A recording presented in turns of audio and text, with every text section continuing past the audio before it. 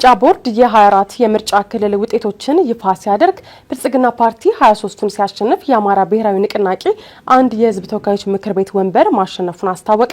የኢትዮጵያ ብሔራዊ ምርጫ ቦርድ በኦሮሚያ ክልል፣ አማራ ክልል፣ ቤኒሻንጉል ጉሙዝ ክልልና በጋምቤላ ክልል ተጠቃለው የደረሱትን 24 የምርጫ ውጤቶችን ትናንት ማክሰኞ ሰኔ 2 ቀን 2018 ዓ.ም ባወጣው መግለጫ ይፋ አድርጓል።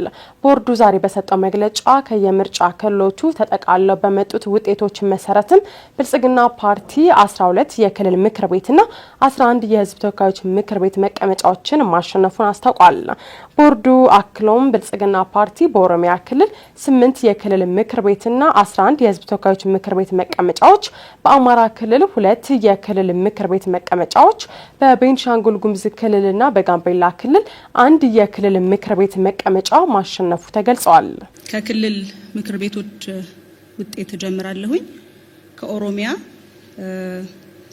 የመጀመሪያው ማቀርበው ውጤት የክልል ምክር ቤት ክልል ኦሮሚያ የምርጫ ክልል ጭሮ 2 በምርጫ ክልሉ ውስጥ ያሉ የመቀመጫዎች ብዛት 3 በምርጫ ክልል ውስጥ የሚገኙ ጣቢያዎች ብዛት 62 በምርጫ ክልሉ የተመዘገቡ አጠቃላይ የመራጮች ቁጥር 93000 የተወዳደሩ ፓርቲዎች ብልጽግና ፓርቲ፣ ትብብር ለኢትዮጵያ ከፍተኛውን ድምጽ ያገኙት እጩዎች የመጀመሪያውን ከፍተኛ ድምጽ ያገኙት እጩ አሚና ኢብራሂም አደም ከብልጽግና ፓርቲ ያገኙት ድምጽ 93000፣ ሁለተኛውን ትልቅ ድምጽ ያገኙት እጩ አህመዲን መሐመድ ሁሴን ከብልጽግና ፓርቲ 93000 ድምጽ ያገኙ፣ ሶስተኛውን ትልቅ ድምጽ ያገኙት እጩ አህመድ መሐመድ ኢብሮ ከብልጽግና ፓርቲ 93000።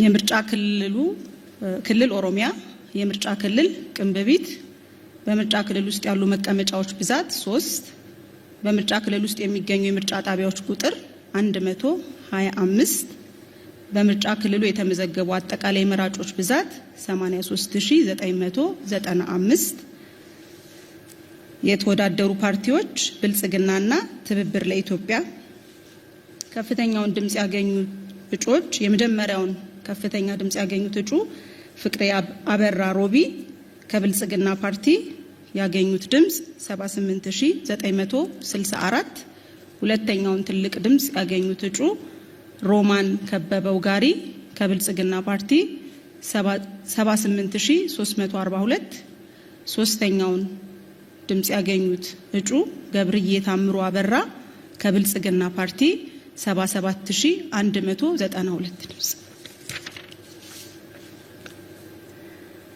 ክልል ኦሮሚያ የምርጫ ክልል ሚጨታ የክልል ምክር ቤት በምርጫ ክልል ውስጥ ያሉት መቀመጫ ብዛት 3 በምርጫ ክልል ውስጥ የሚገኙ የጣቢያዎች ብዛት 294 በምርጫ ክልሉ የተመዘገቡ አጠቃላይ መራጮች ቁጥር 441080 የተወዳደረው ፓርቲ ብልጽግና የመጀመሪያውን ከፍተኛ ድምጽ ያገኙት እጩ አነስ አልዩ አህመድ ከብልጽግና ፓርቲ ያገኙት ድምጽ 441053። በሌላ በኩል የአማራ ብሔራዊ ንቅናቄ አብን በአማራ ክልል አንድ የህዝብ ተወካዮች ምክር ቤት መቀመጫ ማሸነፉን ብሔራዊ ምርጫ ቦርድ ገልጿል።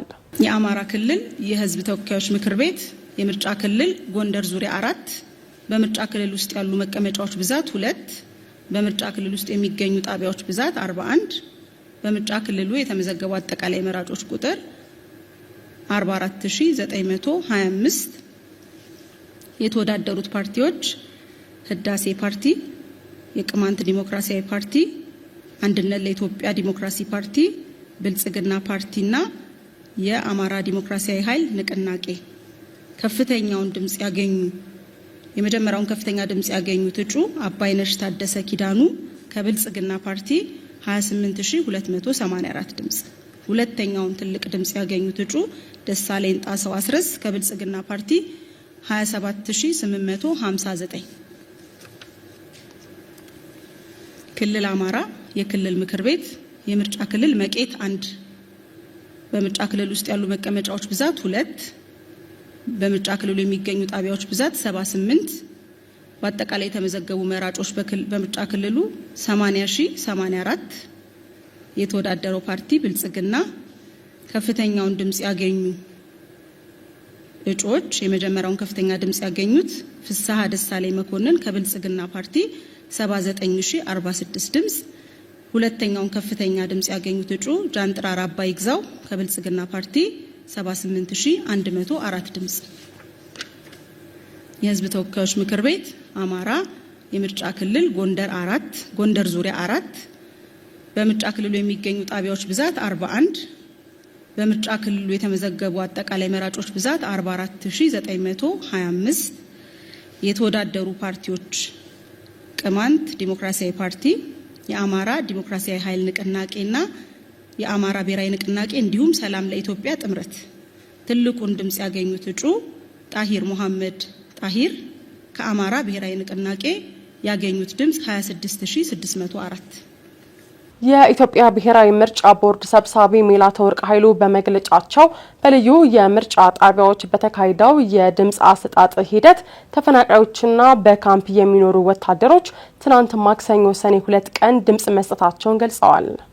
መጀመሪያ የመራጮችን ምዝገባ በተመለከተ በወታደር ካምፕ ለሚገኙ አስተባባሪዎች ወደ 56 ለሚሆኑ መጀመሪያ ስልጠና ተሰጥቶ እነሱ የመራጮችን ምዝገባ አድርገዋል። ከዛም በመቀጠል ደግሞ የድምጽ መስጠት ሂደቱ እየጨመረ ስለሚመጣ ተጨማሪ 126 አስፈጻሚዎችንና አስተባባሪዎችን ተመሳሳይ ስልጠና በመስጠት እነዚህ አስተባባሪዎችና አስፈጻሚዎች ደግሞ ምርጫውን ለሚያስፈጽሙ 6630 ለሆኑ ምርጫ አስፈጻሚዎች ስልጠና እንዲሰጡ ተደርጓል። በተመሳሳይ መንገድ ለ82 ለሚሆኑ ለሀገር ውስጥ ተፈናቃይ ካምፖች ውስጥ ላሉ አስተባባሪዎች የመጀመሪያ ዙር ስልጠና ከተሰጠ በኋላ እነዚህ 82 የሀገር ውስጥ ተፈናቃዮች ካምፕ ውስጥ የሚገኙ አስተባባሪዎች የመራጮችን ምዝገባ ካከናወኑ በኋላ በምርጫ ሂደቱ ግን ያው የምርጫ ሂደት ስራ ብዙ አይነት ስራዎችን የሚጠይቅ በመሆኑ በእነዚህም ካምፖች ውስጥ ወደ 442 ምርጫ አስፈጻሚዎች እንዲሰለጥኑ ተደርጎ ስራው ተከናውኗል ማለት ነው። የኢትዮጵያ ብሔራዊ ምርጫ ቦርድ የሚመራበት መመሪያ ተጠቃለው የደረሱት የምርጫ ውጤቶችን ከስር ይፋ ለማድረግ የሚፈቅድላት በመሆኑ በቀጣይም ተጠቃለው የሚደርሱትን ተጨማሪ ውጤቶች ለሕዝብ ይፋ እንደሚያደርግ አስታውቋል። ግንቦት 24 ቀን 2018 ዓ.ም በተካሄደው 7ኛው ጠቅላላ ምርጫ የድምጽ መስጠት ሂደት ከተጠናቀቀ በኋላ የምርጫ ጣቢያዎችና የምርጫ ክልሎች ውጤቱን የማዳመር ስራ ሲሰራ መቆየቱም ተገልጿል። በትግራይ ክልል ያለውን የጦርነት ስጋት በመሸሽ በርካታ ወጣቶች ክልሉን ለቀው በመውጣት ላይ መሆናቸው ተነገረ። በትግራይ ክልል እየተካሄደ ያለውን ወቅታዊ ሁኔታ አስመልክቶ ማህበረሰቡም ሆነ ወጣቱ እጅግ አስቸጋሪ ጊዜ እያሳለፈ ይገኛል ሲል የክልሉ ነዋሪዎች ገልጸዋል። አስተያየታቸውን ለዶቼ ቬለ የሰጡት የመቀሌ ነዋሪ ወጣቶች ከሽራሮ አካባቢ በርካታ ወጣቶች ወደ አዲስ አበባና ሌሎችም መሀል ሀገር አካባቢ በመሸሽ በተጨማሪ ጦርነት ላለመሳተፍ ጥረት እያደረጉ ይገኛሉ ብለዋል። በክልሉ በተለይም ደግሞ ከመቀሌ ውጭ ባሉ አካባቢዎች ላይ ወጣቱ ወደ አስገዳጅ የጦርነት ምልመላ እየገባ ነው የሚሉት ነዋሪዎቹ ወጣቶች በሙሉ ትግራይ ለቀው ለመውጣት የተቻላቸውን ሁሉ እያደረጉ ነው ሲሉ አስተያየታቸውን ሰጥተዋል። በትግራይ ክልል እንደከዚህ ቀደሙ ደም አፍሳሹ ጦርነት ወጣቶች ወደ ግጭት ከመግባት ይልቅ የጦርነት ሀሳቡን የማይገዙት ለምን ይሆን ተብለው የጠየቁት ወጣቶቹ በቂ ምክንያት የለንም ብለዋል። ወጣቱ በጦርነት የሚቀየር ነገር የለም የሚለውን ሀሳብ በመያዝም ከጦርነት መሸሽን ምርጫ ማድረጉን አመልክተዋል። ሌላኛው አስተያየቱን ያከለው የመቀሌ ከተማ ነዋሪ ወጣቱ ካለፈው ጦርነት በመማር አሁን ሰላም ወዳለበት ሄዶ ሰርቶ መለወጥ ነው ፍላጎቱ ሲል ሀሳቡን አጋርቷል። በትግራይ ክልል ያለውን አሳሳቢ ሁኔታ በሚመለከት የተለያዩ አካላት ስጋታቸውን በመግለጽ ሌላ ደም አፍሳሽ ጦርነት እንዳይቀሰቀስና ህዝቡ ከአደጋ ነጻ እንዲወጣ ጥሪ ያቀረቡ ይገኛሉ። ከቀናት በፊት በህወሓት ቡድን የተመለመሉ ተዋጊዎች ለሱዳን ጦር በቅጥረኝነት ለመዋጋት እየተጓዙ ባለበት ወቅት እርምጃ እንደተወሰደባቸው መነገሩን ተከትሎም በትግራይ ያለው የጦርነት ማንዣበብ ከምን ጊዜውም በላይ አሳሳቢ እንደሆነ የፖለቲካ ፓርቲዎችና የሲቪል ማህበረሰብ ድርጅቶች ገልጸዋል። አሜሪካ የጦር ሄሊኮፕተሯ በኢራን መመታቱን ተከትሎ የአጸፋ ጥቃት ስትፈጽም ኢራን በበኩሏ ለተፈጸመባት ጥቃት የአሜሪካን የጦር ሰፈሮች ደበደበች።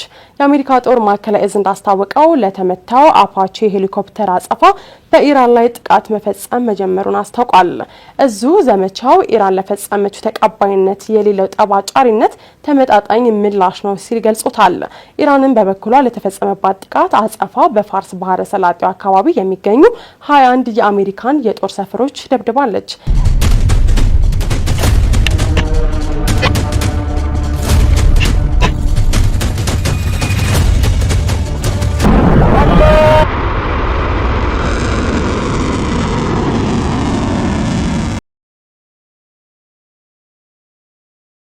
አሜሪካ የጦር ሄሊኮፕተሯ በኢራን መመታቱን ተከትሎ የአጸፋ ጥቃት ስትፈጽም ኢራን በበኩሏ ለተፈጸመባት ጥቃት የአሜሪካን የጦር ሰፈሮች ደበደበች። የአሜሪካው ፕሬዝዳንት ዶናልድ ትራምፕ ቴህራን የአሜሪካን ሄሊኮፕተር በሆርሙዝ ወሽመጥ ላይ መታጥላለች በማለት ከከሰሱ በኋላ ሰራዊታቸው በኢራን ላይ ጥቃት ፈጽመዋል። የአሜሪካ ጦር ማዕከላዊ እዝ እንዳስታወቀው ለተመታው አፓቼ ሄሊኮፕተር አጸፋ በኢራን ላይ ጥቃት መፈጸም መጀመሩን ያስታወቀው እዙ ዘመቻው በኢራን ለተፈጸመው ተቀባይነት የሌለው ጠባጫሪነት ተመጣጣኝ ምላሽ ነው ያለ ሲሆን በባህረ ሰላጤው ዳርቻዎችና በሆርሙዝ ወሽመጥ ላይ ፍንዳታዎች መሰማታቸውም ተዘግቧል። የተመታው ሄሊኮፕተር 2 አብራሪዎች በአሜሪካ የባህር ድሮን አማካኝነት መትረፋቸውና ምንም ጉዳት እንዳልደረሰባቸው ትራምፕ ገልጸዋል። ኢራን ሄሊኮፕተሩን በድሮን መምታቷን የአሜሪካ ባለስልጣናት የተናገሩ ሲሆን ነገር ግን ጥቃቱ ሆን ተብሎ የተፈጸመ ስለመሆኑ ግን ግልጽ አይደለም ሲሉም ተናግረዋል። ክስተቱ ማጋጠሙን የኢራን መገናኛ ብዙሃን ቢዘግቡም የአገሪቱ መንግስት ግን ተመቶ ለወደቀው የአሜሪካ ሄሊኮፕተር ኃላፊነቱን አለመውሰዳቸውን ሜሪ የተባለው የኢራን ዜና ወኪል ዘግቧል። የአሜሪካ የዜና ድረገጽ የሆነው አክሲዮስ እንደዘገበው በጥቃቱ ኢላማ የሆኑት የኢራን አየር መከላከያና የራዳር ስርዓቶች ናቸው ሲል ማስታውቋል። የኢራን መንግስት መገናኛ ብዙሃን ደግሞ በፋርስ ባህረ ሰላጤ አካባቢ በሚገኙ የአገሪቱ ግዛቶች ላይ ፍንዳታዎች መሰማታቸውን ዘግበውታል። ከኤቢሲ ኒውስ ጋር በስልክ ቃለ ምልልስ ያደረጉት ፕሬዚዳንት ትራምፕ ጦራቸው ለፈጸመው ጥቃት ኢራንን ተጠያቂ አድርገውም ከሰዋል። የኢራን የውጭ ጉዳይ ሚኒስትር አባስ አራጋቺ ጥቃቱን ተከትሎ በኤክስ ገጻቸው ላይ አሜሪካ በጦር ሜዳ ላይ ሽንፈት ቢገጥማትም ቁርጠኝነታችን እየተፈታተነች ነው በማለት ሀገራቸው ለሚፈጸምባት ጥቃት አጸፋ እንደምትሰጥም ዝተዋል። ሚኒስትሩ ሰላም የምትፈልጉ ከሆነ ቀጠናውን ለቃችሁ ውጡ በማለት ለአሜሪካ መልእክት በማስተላለፍም አክለዋል። ፕሬዚዳንት ትራምፕ ተመቶ የወደቀውን ሰራዊታቸውን አፓቼ ሄሊኮፕተርን በተመለከተ አስተያየት ከመስጠታቸው ቀደም ብሎ የኢራን ዋነኛ ተደራዳሪና የአገሪቱ ፓርላማ አፈ ጉባኤ መሐመድ ባጊር ጋሊባላፍ በማህበራዊ ሚዲያ ገጻቸው ላይ መልእክት አስተላልፈውም ነበር። እኛ የዲፕሎማሲ ቋንቋ ነው የምንመርጠው፣ ነገር ግን ሌሎች ቋንቋዎችንም አቀላጥፈን እንናገራለን። ቃላችሁን የማታከብሩ ከሆነ በደንብ ወደምንችለው ንግግር መድረክ ፊታችንን እናዞራለን በማለት አሜሪካን በምትፈልገው መልኩ እንደሚያስተናግዷትም አስጠንቅቀዋል። ይህ በእንዲህ እንዳለ ኢራን በባህረ ሰላጤው ሀገራት ውስጥ የሚገኙ የአሜሪካ ጦር ሰፈሮችን ኢላማ ያደረጉ ጥቃቶችን መፈጸሙን የአገሪቱ እስላማዊ አብዮታዊ ዘብ አሳውቋል። ሰራዊቱ በወጣው መግለጫ ላይ እንዳመላክተው በቀጠናው የሚገኙ የአሜሪካ 5ኛው ምድብ ባህር ኃይል የራዳር ስርዓትና ጦር ሰፈሮችን በበርካታ ድሮኖች መምታቱን ነው የገለጸው። የአገሪቱ ሰራዊት ጥቃቱ አሜሪካ በደቡባዊ ኢራን ውስጥ በሚገኙ ዜጎች ላይ ለፈጸመችው ጥቃት የተሰጠ ያጸፋ ምላሽ በማለትም በመግለጫው ላይ ጠቅሶታል። የአሜሪካ ምንጮች ጥቃቱን በተመለከተ በወጡት ዘገባ መሰረት ኢራን በ4 ሚሳኤሎችና በበርካታ ድሮኖች በባህሬን በኩዌትና በዮርዳኖስ የሚገኙ የአሜሪካ ጦር ሰፈሮች ላይ ጥቃት ፈጽማለች በማለትም ተናግረዋል። ለኢራን እስላማዊ አብዮታዊ ዘብ ቅርብ የሆነው ታስኒም የዜና ወኪል ኢራን በዮርዳኖስ በሚገኝ የአሜሪካ ጦር ሰፈር ላይ ጥቃት ፈጽማለች ሲልም ዘግቧል። በዚህም ዋነኛ ኢላማ የነበረው እጅግ ዘመናዊ የሆኑት የአሜሪካ ተዋጊ ጄቶች የሚቀመጡበት መጠለያ መሆኑን ዘቡን ጠቅሶ ገልጿል። በተጨማሪም ፋርስ የተባለው የኢራን ዜና ወኪል አብዮታዊ ዘቡ በፋርስ ባህረ ሰላጤው አካባቢ የሚገኙ 21 የአሜሪካ የአየርና የባህር ኃይል ጦር ሰፈሮች ኢላማ ተደርገዋል በማለትም አሳውቋል።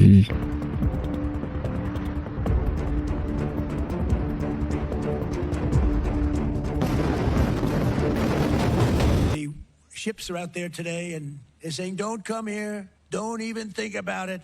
And you have these massive tankers saying, let's get the hell out of here. It's amazing.